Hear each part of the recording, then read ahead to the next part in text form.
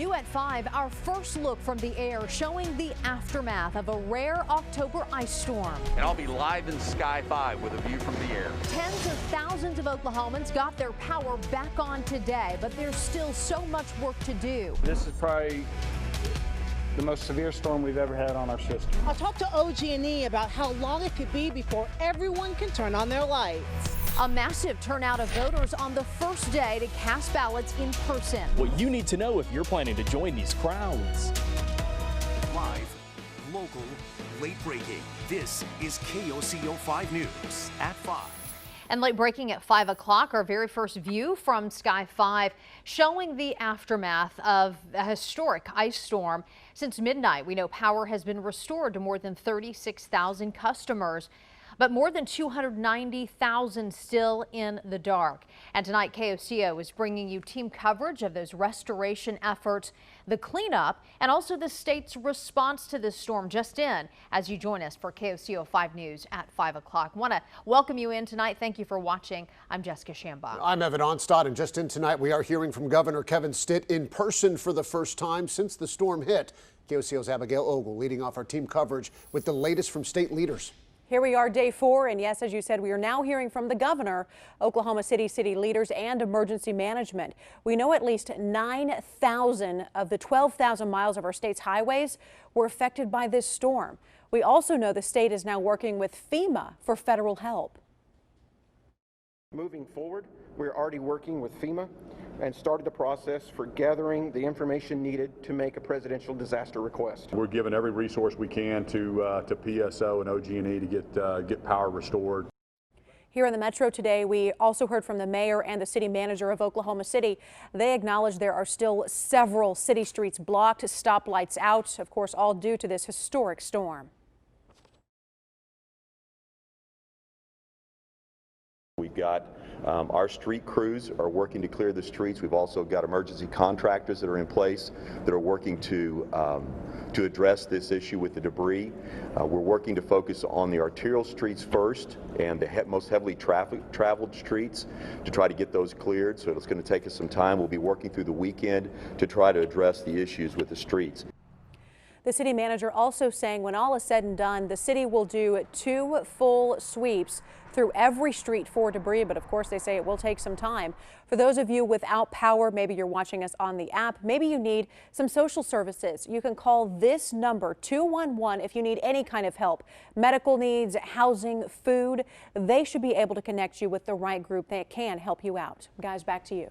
Abby, thanks so much. And as we learn all of this new information, we're also getting our first look, as we said, at the damage from a bird's eye view. KOCO 5's Sky 5 pilot Chase Rutledge is up live over the Metro Forest right now. Chase, great to have you with us, but tell us what you're seeing out there. Yeah, guys, we're taking a look here. This is a tower, one of those big antennas here in the antenna farm right here around where the station is.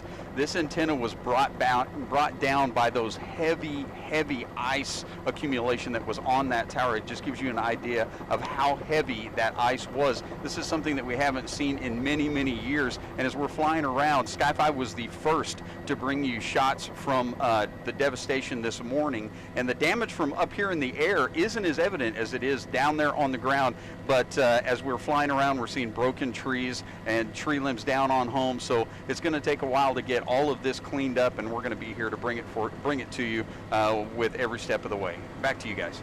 All right, Chase, thanks so much. We really appreciate it. We're also keeping an eye on the exact number of people still without power.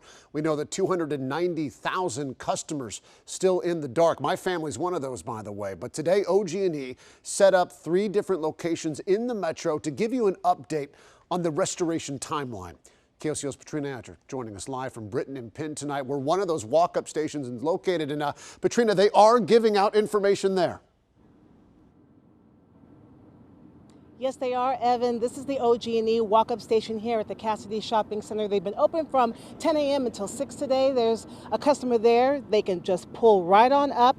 They give their information to that account representative, and that representative will give them an estimated time of restoration or just an update on what's happening.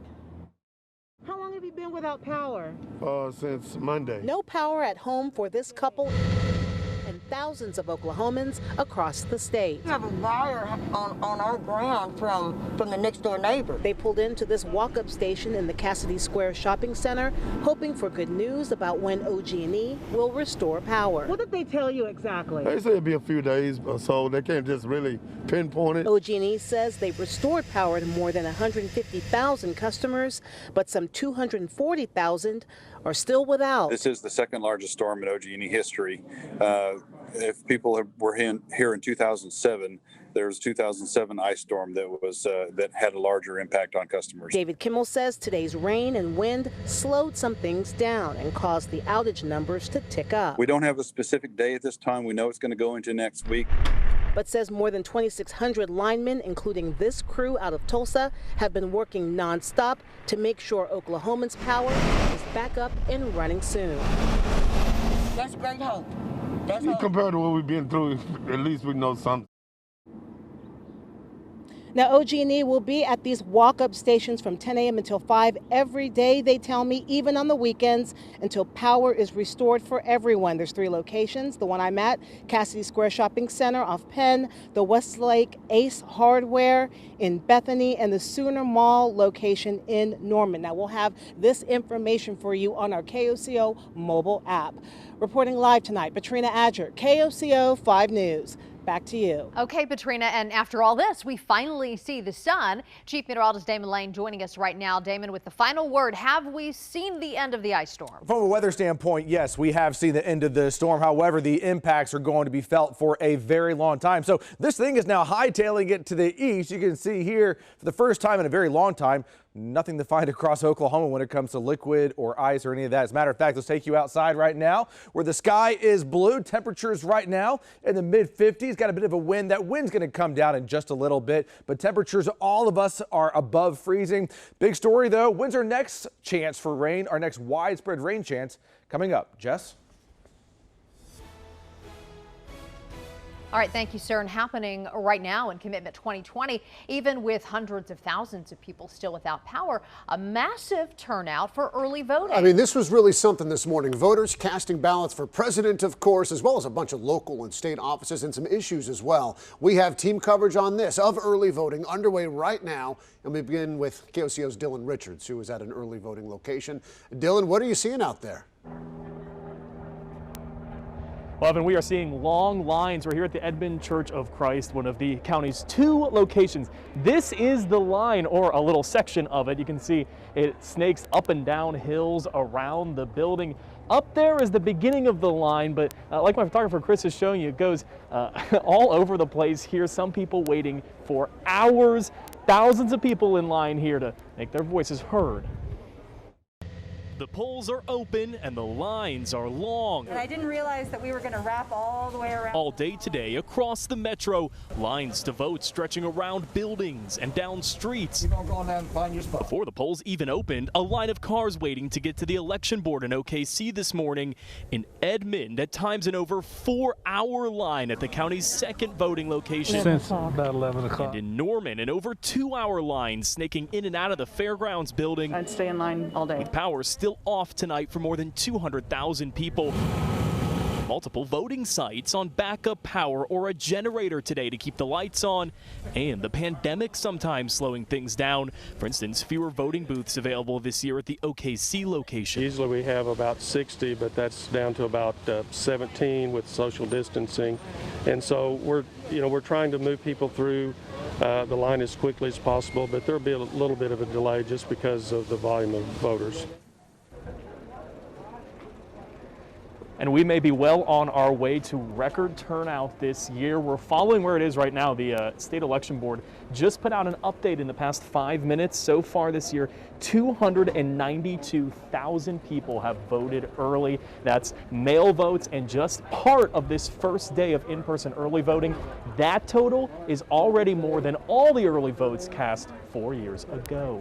In Edmond this evening, Dylan Richards, KOCO 5 News. Back to you. And it looks like there might be that many people in line right now. Dylan, thanks very much. And we saw it right now, and we saw it this morning. Hundreds, thousands of people braving the wind, the cold, the rain to exercise their right to vote. Some arrived hours in advance, and KOCO's Christine Stanwood spoke to the first person in line this morning at the Oklahoma County Election Board. I got here around 4:40, and I sat in my car for about 15 minutes. For Franklin Perkins, yes, I am very passionate about because I've endured. I'm 76 years old. It wasn't too early or too cold. You also endured the rain, the cold temperatures, no the doubt. wind. But I'm prepared. I found it necessary. I'm only exercising my legal right to do so. Perkins, living in Oklahoma since 1989, says he's blessed to be alive after serving in the Vietnam War. He says voting is something he fought for. Did you come out here and vote so early, get in line? Well, I know it's important. I'm a Vietnam vet survivor, and that I know I take exception being called names when I in fact fought for my country. I've lived around the world, many areas of the world, and I know how many areas of the world that are not as successful or thriving as we. Hundreds lining up before the sun ever came up this morning to exercise their right this year. This is a very important year, not only these next 3 days, but the 3rd of November as well, to accommodate the hundreds of people that will be lined up to cast their vote for change. And his message to you? Come out and vote, because your vote does indeed count. In Oklahoma City, Christine Stanwood, KOCO 5 News. A burglar shot and killed by a homeowner right in the heart of northwest Oklahoma City. But neighbors are telling me about how the homeowner tried to protect his property. And we have finally said goodbye to this storm system. Coming up, how many days you have to clean up before our next chance for rain moves in.